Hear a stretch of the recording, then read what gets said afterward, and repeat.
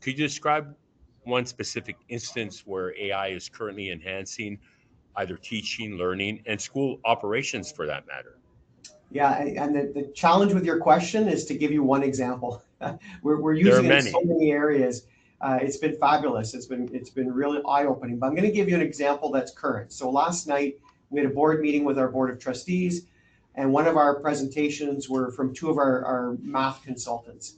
So they shared with the board how AI is helping with our math instruction and ultimately going to improve math results. So the particular tool, and we have many tools, but the tool they highlighted last night it is called Magma Math.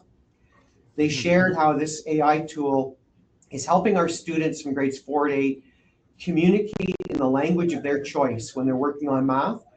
So in our board, since the start of the year, we've had 99 different languages that students have corresponded in Magma Math. So that includes speaking natively in their language to the computer when they're using the Magma Math activity, and then having the responses come back to them in their language.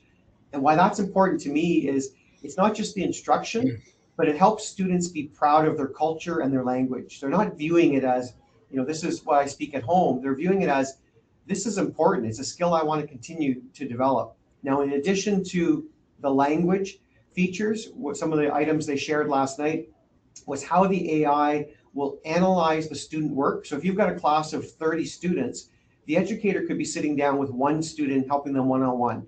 They can't go and see the work that's happening right away live behind all 30. But the AI will give the teacher a heat map so they can very quickly visualize which students are doing it properly, which are struggling. The AI will also analyze and say to the educator, out of your class of 30, you had 25 students that did it properly. You had 5 that did it incorrectly, but they had a common error. And here's what the common error is. Now that educator, they're not pulled out of the process. They're involved in the process. They can have a subgroup of those 5 students because they know what the common error was. So that's a really important feature.